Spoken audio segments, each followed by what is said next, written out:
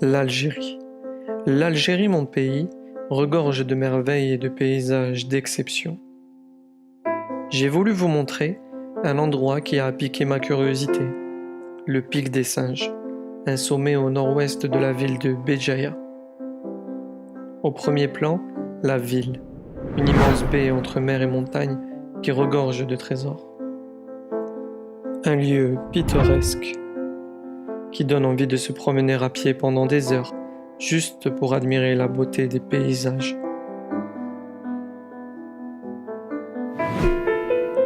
Nous sommes ébahis par cette vue aérienne qui nous offre un panorama paradisiaque.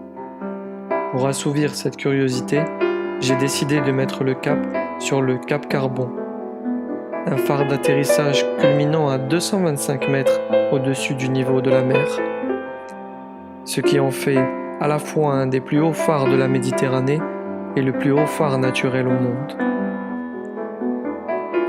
À mesure que la brume se dissipe devant moi, un sentier boisé qui descend jusqu'à la mer se dessine. Un couronnement magnifique pour ce lieu majestueux qui forme une corniche de plusieurs kilomètres taillée dans la roche. Un contraste entre une eau turquoise et des falaises imposantes tournant le dos à la Méditerranée qui lui envoie ses incessantes vagues douces. L'assaut de la montagne se poursuit à 660 mètres d'altitude sur le mont Goureya, un endroit qui se mérite puisqu'il faut arpenter 5 km de chemin pour y parvenir.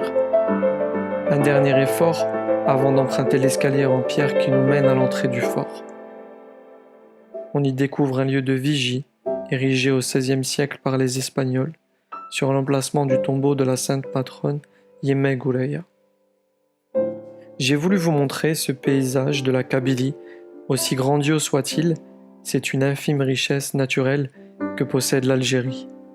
Cette nature cache bien des comportements condamnables, négligents voire absents envers l'environnement. Mes pensées s'arrêtent devant ces feux qui consument nos forêts, ces paysages, cette mer polluée et ces espèces menacées. Mon objectif est aussi de faire prendre conscience que rien n'est définitivement acquis.